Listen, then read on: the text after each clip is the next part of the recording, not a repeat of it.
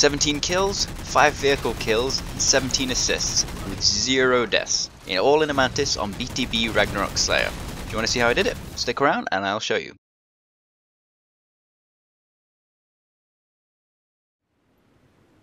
Hi, I'm RC Master, and this is my perfection on BTB Slayer on Ragnarok. Went through the entire match without dying in the Mantis, so I guess that qualifies me to be able to give you some tips. Now, I'm not really known for multiplayer gameplay in general, but I do play it, so I thought, why not? I got a perfection. People like showing off perfections and making them feel like they're awesome and that they have some sort of use to the community or something. I'm joking with you. So obviously the first tip that you want is get in the Mantis straight away. Obviously it's yours. You are always the best player in the game, so just run over to it and take it, because pretty much everyone else in the game is usually a noob. Again, I'm joking. But if you want the Mantis, obviously you got to run over to it. Weapons, we can pretty much call in with your own personal ordnance in Halo 4, but vehicles you still have to rush for.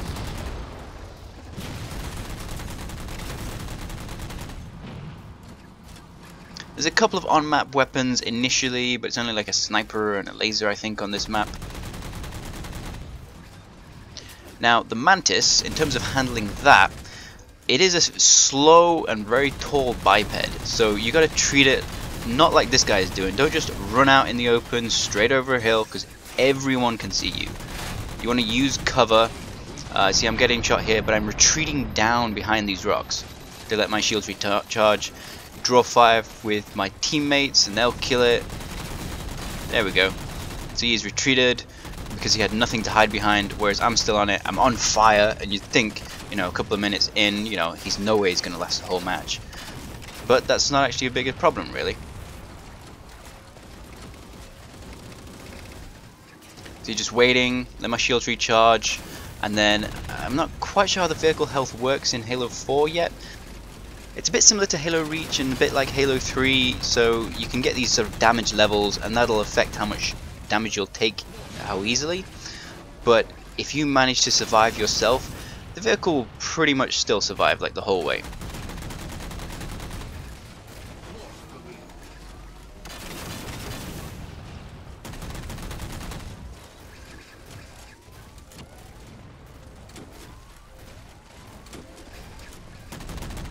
And particularly in Slayer, there's no reason to be advancing really far with it. You don't need to go charging into the enemy base. Just control the middle of the map is the basic strategy.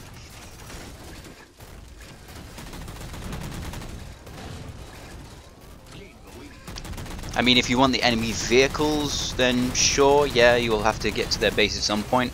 But the only one you'll really want is the Banshee and the Mantis, I guess.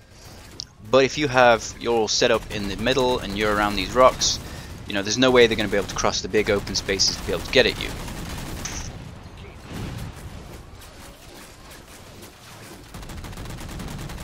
Shields down, on fire, no problem, guys. Now, the main machine gun on the Mantis is not very accurate, and the missiles are almost sort of too accurate. So from long range you can't really kill very well with the Mantis. It's only really from close range that you can definitely get kills fairly easily, and then obviously that's the most dangerous place for enemies to be. Vehicles, yeah, not too much of a problem, because they're much bigger targets, so you can hit them more easily. But from long range, I'm picking up quite a lot of assists. Players when they're running around, they don't like getting a huge massive machine gun on them. That's going to distract them, it's going to do damage to them, and then that's going to be really good for your teammates to clean them up. And see, don't do what this guys were doing. Don't run across the map with no reinforcements straight into the middle. You need to pick your way slowly across the map.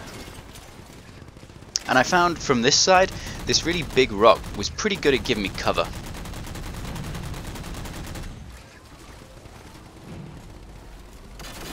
Looking over to the left, I can see sort of a crossover to their base, to their rocks, their cave, and I can see people coming from through the river. And again, I didn't destroy that vehicle, but I got an assist, +5. Now, one thing I will say about my gameplay is this, that I completely didn't even realize that, you know, I will still be getting ordnance in this. I will still be getting points towards weapon drops. But because it doesn't show up while you're in a vehicle, I just completely did not realize that. So probably like about every spree or something, you should find a safe place, hop out, check how your ordnance meter is going, and then even if you still want to keep using that vehicle, at least call it down for somebody else to pick up. Call it down close to your base and somebody be like, oh cool, okay, I'll pick that up. Even if you don't feel like you need it or anything. Because it's just a waste otherwise.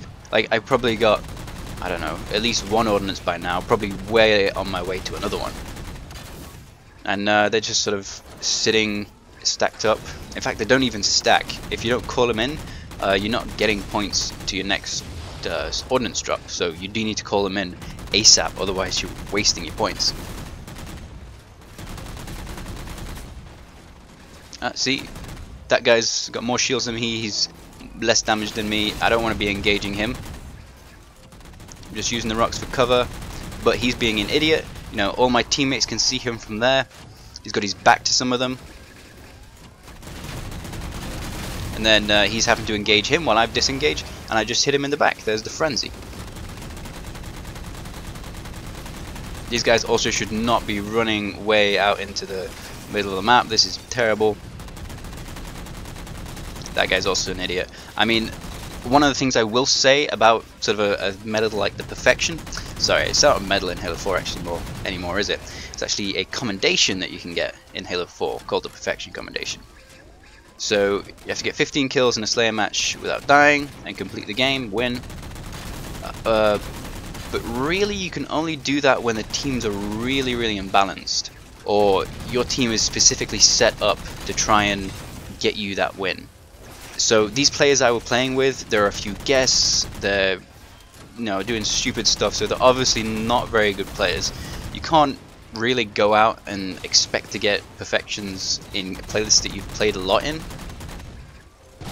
So that's why I was able to get this perfection, you know, really early on. Because the skill matching hadn't caught up yet, and I was basically totally outclassing these players. I've had experience with mechs from other games, you know, I completely playing on Legendary, know how to use it, I know this map from Halo 3, and, you know, they just weren't standing a chance really against me.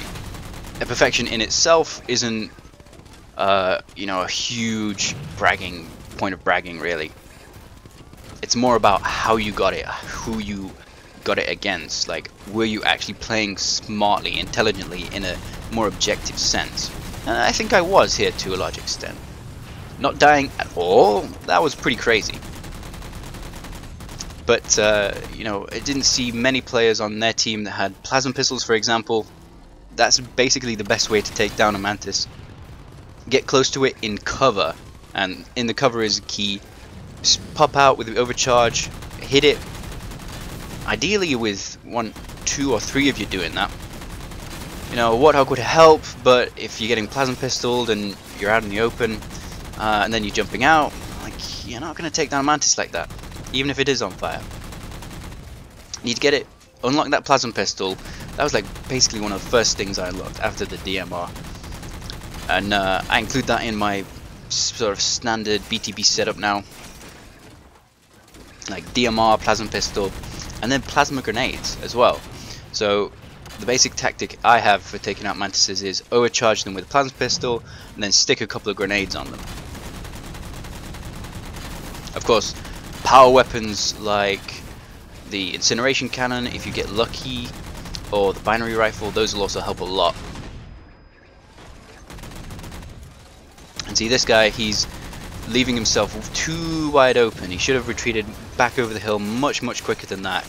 Going around the back of the base, he was still open to all my allies. There was another Banshee chasing him, and is already damaged from his fight with me. You know, that's not the sort of thing you want to do in multiplayer. And you know, I'm just chilling behind this hill, and they're coming over one at a time, take them out, no problem. They're not really even registering that there's a huge, massive red dot on their motion tracker as they're coming over there. You know, I don't really know what these guys were thinking, to be honest.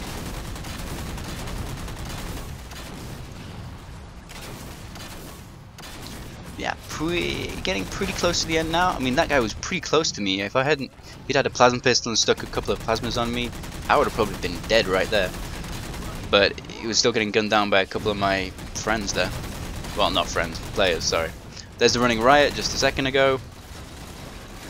And as I was saying, like, you can be picking up a lot of assists, just sort of peppering enemies from a little bit of distance away, getting down their shields. And don't people, like, seriously, don't freak out about just getting assists and not getting kills. Like, kills will come in good time, but if you're getting assists, that means you're helping, that means you're being a team player. Just don't freak out about it. And you know, I'm not even hitting anything, but it's just sort of long-range confusion type fire from there, really. Just sort of keeping them under pressure, keeping them on their toes, really. Not giving them a chance to set up. And then I was even being shot by like a BR there or something, but still gonna let my shields recharge. Don't be too aggressive with it. This is how you keep it alive. This is how not only you keep vehicles alive, but also as a player use the cover extensively. Pretty much running out of tips for Mantises, I suppose. And see, these guys, you know, they're completely in the open there. If they wanted to get at me, they would have to go around the other side of the map, or they'd have to move much quicker. They could use a mongoose to get up to where the turret is, maybe, and then try and plasma pistol me from there. But sprinting, not a good idea. See, that's what he's done. He's in a good position there, but I think he's grabbing that turret, and you know, he's run out of time by now.